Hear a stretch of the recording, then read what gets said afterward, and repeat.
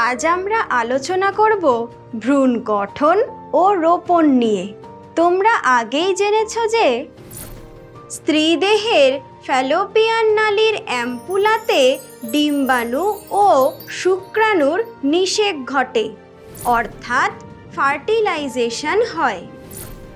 এরপর এই ফার্টিলাইজড ডিম্বাণুর মধ্যে নিউক্লিয়াসের মিলনে জাইগোট তৈরি হয়, যা ফ্যালোপিয়ান নালীর সিলিয়ার সঞ্চালনের জন্য জরায়ুর দিকে এগিয়ে যেতে থাকে। ফ্যালোপিয়ান নালীর মধ্যে দিয়ে এগিয়ে যাওয়ার সময় জাইগোটের গঠনের মধ্যে অনেকগুলো পরিবর্তন দেখতে পাওয়া যায়। চলো এই ঘটনাগুলো দেখে নিই। জাইগোট ক্লিভেজ পদ্ধতিতে বিভাজিত হয়ে প্রথমে 2 কোষযুক্ত, পরে 4 কোষযুক্ত, 8 কোষযুক্ত এবং শেষ পর্যন্ত 16টি ব্লাস্টোমিয়ার কোষযুক্ত যে গঠন তৈরি হয় তাকে বলে মরুলা। এবার দেখো মরুলাটি ফ্যালোপিয়ান নালীর সিলিয়ার সঞ্চালনের জন্য জরায়ু গহ্বরে পৌঁছে যায়। নিষেক ঘটার 72 ঘন্টার পর থেকে শুরু হয় ব্লাস্টুলেশন পদ্ধতি। এই মরুলার কোষের সংখ্যা যখন 32 বা তার বেশি হয় তখন কোষগুলি নতুনভাবে রিঅ্যারেঞ্জড হয়ে একটা ফাঁপা বলের আকৃতি তৈরি করে। একে বলে ব্লাস্টুলা। এই ব্লাস্টুলার ভিতরের দিকের কোষপুঞ্জকে বলে অন্তঃস্থ কোষপুঞ্জ বা ইনার সেল মাস বা এমব্রায়োব্লাস্ট। এর থেকেই পরে ভ্রূণ তৈরি হয়। ব্লাস্টুলার ভিতরের তরলপূর্ণ গহ্বরটা হলো ব্লাস্টোসিল, আর ব্লাস্টুলার বাইরের এক স্তর বিশিষ্ট স্তরটাকে বলে ট্রোফোব্লাস্টিক স্তর, যা পরে কোরিয়ন তৈরি করে। এই স্তর থেকে নিঃসৃত এনজাইম জোনা পেলুসিডা স্তরকে ডিসলভ করে। এখন ব্লাস্টুলা জরায়ুর এন্ডোমেট্রিয়াম স্তরে ইমপ্ল্যান্ট করার জন্য রেডি। নিষেকের 7 দিন পর জরায়ুর এন্ডোমেট্রিয়াম স্তরের কাছে এসে পৌঁছায়।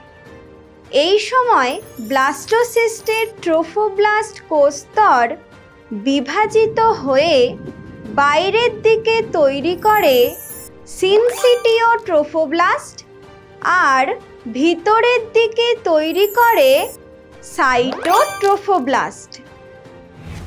কিন্তু এখন তোমাদের মনে প্রশ্ন আসতেই পারে যে ব্লাস্টোসিস্টের কোষগুলি জরায়ুর এন্ডোমেট্রিয়াম কোষগুলির মধ্যে কিভাবে রোপিত হচ্ছে।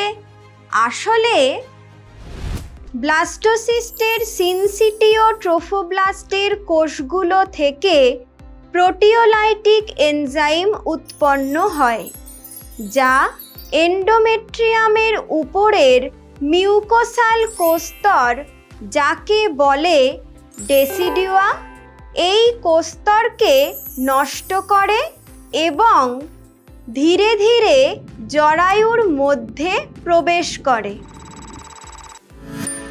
এই সময় ব্লাস্টোসিস্টের ভিতরের কোষপুঞ্জ বিভাজিত হয়ে 2টি লেয়ার তৈরি করে। এই অবস্থাকে বলে বাইল্যামিনাল এমব্রায়োনিক ডিস্ক।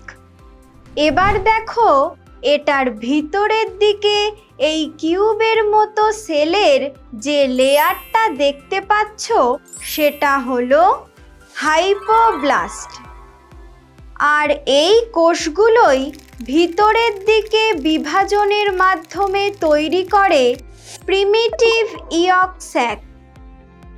অন্যদিকে বাইরের কলামের মতো দেখতে কোষগুলো হলো এপিব্লাস্ট, যা পরবর্তীকালে তৈরি করে অ্যামনিওটিক ক্যাভিটি। নিষেকের 13 দিনের পর এপিব্লাস্ট কোষস্তর প্রিমিটিভ স্ট্রিক তৈরি করে। প্রথমে হাইপোব্লাস্টের কোষ থেকে তৈরি হয় এন্ডোডার্ম। এরপর এই এন্ডোডার্ম ও এপিব্লাস্ট কোষস্তরের মাঝের কোষ থেকে তৈরি হয় মেসোডার্ম, আর এপিব্লাস্ট কোষস্তর থেকে তৈরি হয় এক্টোডার্ম। এই 3টি জার্মকোষ দিয়ে গঠিত ভ্রূণের এই গঠনকেই বলে গ্যাস্ট্রুলা।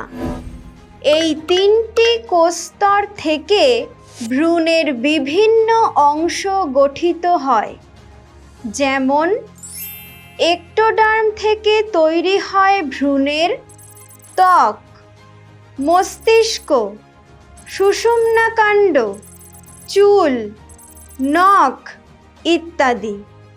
মেসোডার্ম থেকে তৈরি হয় বিভিন্ন ধরনের পেশি, রক্ত, অন্তঃক্ষরা গ্রন্থি, হৃৎপিণ্ডের মতো গুরুত্বপূর্ণ অঙ্গগুলি। আর এন্ডোডার্ম থেকে তৈরি হয় যকৃৎ, অগ্ন্যাশয়, ফুসফুস ও পরিপাকতন্ত্রের সঙ্গে যুক্ত অঙ্গগুলি।